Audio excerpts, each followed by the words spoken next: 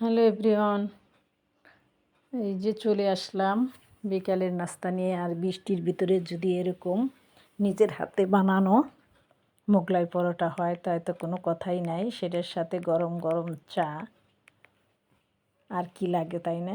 দেখেন মাশাল্লাহ মোগলাইটা কত লোভনীয় হয়েছে আর কত পরল পরল হয়েছে, দেখতেই মন ভরে যায়। আর এটা খেতেও বাজারের দোকানেরটার চেয়ে কিন্তু দ্বিগুণ স্বাদের। তাই আমরা যদি নিজেরা ঘরে বানিয়ে খেতে পারি তাহলে আর দোকান থেকে কেন চড়া দামে কিনে খাবো। এর একটা মোগলাই কিন্তু 60 থেকে 70 টাকা এক ডিমের, আর 2 ডিমেরটা ডাবল। তাই এই রেসিপিটা আশা করি ফলো করে সবাই বানিয়ে খাবেন বাসায় সহপরিবারে। আর এই বৃষ্টির ভিতর তার বেশি মজার। তাহলে চলুন রেসিপিটা আমি কিভাবে শুরু করি। এখানে নিয়েছি আমি 1 কাপ ময়দা, দিয়ে দিলাম 1/4 চা চামচ লবণ। একটা নর্মাল পানি দিয়ে একটা ডো বানিয়ে নিব। তো লবণটা একটু ময়দার সাথে মিশিয়ে নিচ্ছি। আর দিয়ে দিব 2 টেবিল চামচ তেল। তেলটা দিয়ে ভালো করে একটু মেখে নিব। এই যে 2 টেবিল চামচ তেল, 1 টেবিল চামচ তেল আমি এখন দিব, আর একটু পরে আবার আরেকটু দিয়ে দিব। তাই হাত দিয়ে একটুখানি ভালো করে একটু ডলে ডলে এভাবে মেশ করে নেব। তারপর নর্মাল পানি দিয়ে একটা ডো বানিয়ে নিব। আমরা যেভাবে রুটি বানিয়ে থাকি ওটার মতো করে, তবে আরেকটুখানি শক্ত থাকবে ডোটা, কারণ এটা তেল দিয়ে যখন একটু ডেকে রাখবো তখন কিন্তু এটা নরম হয়ে যাবে। তবে বন্ধুরা, আমি রেহানা পারভিন, আমার চ্যানেল রকমারি পাকের ঘর থেকে আমি চলে আসলাম আপনাদের জন্য একটা মোগলাই রেসিপি নিয়ে। বিকেল সকালের নাস্তা হিসাবে সবাই খেতে পারবেন। এই যে দেখেন, আমি যখন হাত দিয়ে ভালো করে মাখায় নেওয়ার পরে যখন দেখবেন যে এটা মুট করলে মুঠে হয়ে যায় বাবা পিঠার মতো, তখন বুঝতে হবে যে হ্যাঁ তেলটা পারফেক্ট হয়েছে। তারপর নর্মাল পানি দিয়ে যেভাবে একটা ডো বানাবো, তা ডোটা কিন্তু একদম নরমও করা যাবে না আবার শক্ত করা যাবে না, এরকম। তারপর ডোটা ভালো করে মাখিয়ে কিছুক্ষণের জন্য ডেকে রাখবো। তো উপরে একটুখানি তেল দিয়ে দিলাম, তারপর ডেকে রাখবো। ডেকে রেখে এদিকে আমি ডিমের মিশ্রণটা রেডি করে নিব, যেটা মোগলাইয়ের ভিতরে দিব ডিম, পেঁয়াজ, ধনেপাতা, কাঁচামরিচ দিব, সেটা রেডি করে নিব। যেখানে আমি একটা বড় একটা পেঁয়াজ নিয়েছি, ধনেপাতা, কাঁচামরিচ কুচি। এই হলো আমার উপকরণ, একদম নর্মাল উপকরণই, আর কিছুই লাগবে না। লাগবে সাথে একটা ডিম আর মতো লবণ দিয়ে হাত দিয়ে তারপর হাত দিয়ে কুচলিয়ে নিব, যাতে পেঁয়াজটা, মরিচ আর ধনেপাতাটা একটু নরম হয়ে যায়। তারপরে যে ডিমটা ভেঙে দিয়েছি, ডিমটা ভেঙে দিয়ে চামচ দিয়ে ফেটে নিব ভালো করে। এই যেভাবে ফেটে নেওয়ার পর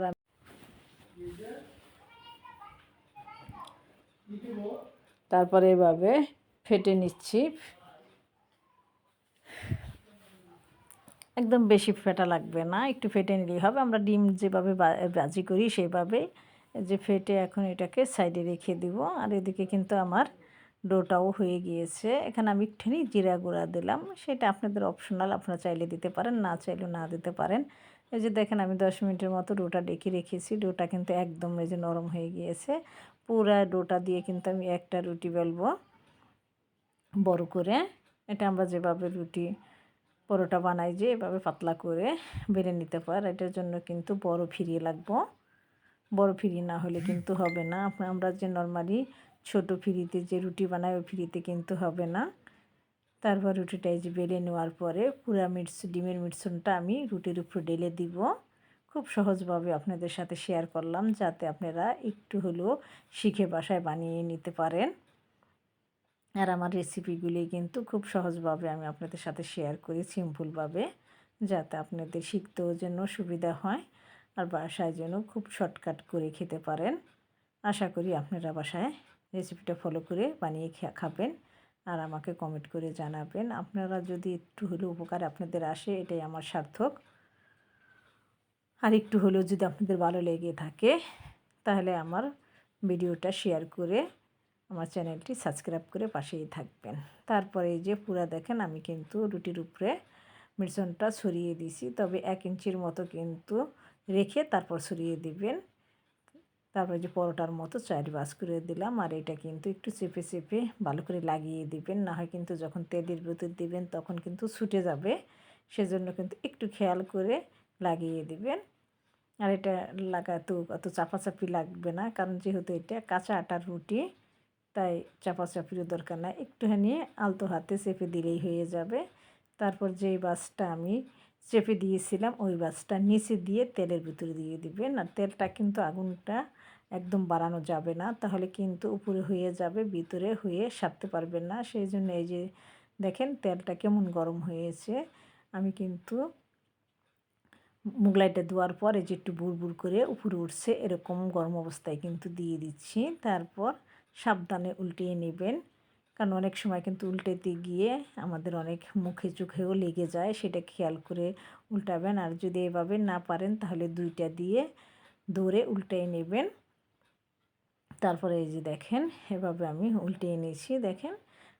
আর বাসের পিঠ সবসময় নিচে দিবেন, না হয় কিন্তু অনেক সময় দেখা গেল কি আমি ঠিকই চেপে চেপে দিয়েছি, অথচ এক সাইডে একটু ফাঁকা রয়ে গেছে, তাহলে ওখান থেকে খুলে যেতে পারে। সেই জন্য মুচড়ানো পাইট যেটা আমি মুড়িয়ে লাগিয়ে দিয়েছি ওইটা নিচে দেবেন সবসময়। তারপর উল্টিয়ে আবার একটু চেপে চেপে এই যেভাবে বেজে নেবেন, যাতে ভিতরে হয়ে যায় সেরকম করে নেবেন, না হয় কিন্তু ভিতরে কাঁচা থাকবে, তাই কিন্তু খেয়ে মজা পাবেন না।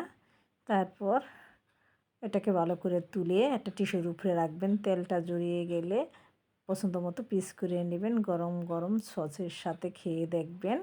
আশা করি আপনাদের ভালো লাগবে। দেখেন কত শর্টকাটে আর অল্প উপকরণে একদম আমার এই পরোটা নান মোগলাইটা হয়ে গিয়েছে। তাই এভাবে বানিয়ে খাবেন, আর যখন তখনই কিন্তু এটা বানিয়ে খাওয়া যায়, কোনো ঝামেলাই নাই। অনেক সময় আমরা চা বানিয়ে বসাই দিয়েও কিন্তু এটা বানিয়ে খেতে পারি, যদি ডোটা একটু আগে করে রাখবেন শুধু। আর এরকম 2টা বানাইতে হইলে আপনি 2 কাপ ময়দা নেবেন। আর 2 কাপ ময়দা ডো করতে কতক্ষণ আর লাগে, তাই না? তাই আশা করি আপনাদের ভালো লাগবে। তারপরে যে আমি ভেজে তুলে নেওয়ার পর এবার আমি পিস করে নিব, আপনারা আপনাদের পছন্দ মতো পিস করে নেবেন। আমার এক হাতে মোবাইল ছিল, তাই আমি এক হাত দিয়ে করছি, সেজন্য মোগলাইটা কিন্তু অন্যদিকে চলে যাইতেছে। আপনারা 2 হাত ব্যবহার করে নেবেন। আমার মোবাইল যেটাতে আমি ভিডিও করি স্ট্যান্ড ভেঙে গিয়েছে, তাই পরে আবার কিনে নিয়েছি। এই যে দেখেন মোগলাইটা এখন আমি ছোট ছোট করে পিস করে নিব। আপনারা গরম গরম চায়ের সাথে খাবেন। আশা করি আপনাদের ভালো লাগবে। যে যেখান থেকে ভিডিওটি দেখছেন সবাই ভালো থাকেন, সুস্থ থাকেন। আবার দেখা হবে আপনাদের সাথে নতুন কোনো রেসিপি নিয়ে। আমি চেষ্টা করি আপনাদের যেন উপকারে আসে সে কোনো রেসিপি আপনাদের সাথে শেয়ার করতে, আর সহজভাবে। অনেক সময় অনেক নতুন রাঁধুনিরা রাঁধতে গেলে অনেক ঝামেলা মনে করে বা করতেও পারে না, তাদের যেন একটু হলেও উপকারে আসে। আর আপনাদের একটু উপকারে আসলেই ওইটাই আমার সার্থক। তাই সবাই ভালো থাকবেন, আমার জন্য দোয়া করবেন, আমি যেন আপনাদেরকে আরও ভালো ভালো রেসিপি উপহার দিতে পারি। আবার আসবো ফিরে। আল্লাহ হাফেজ।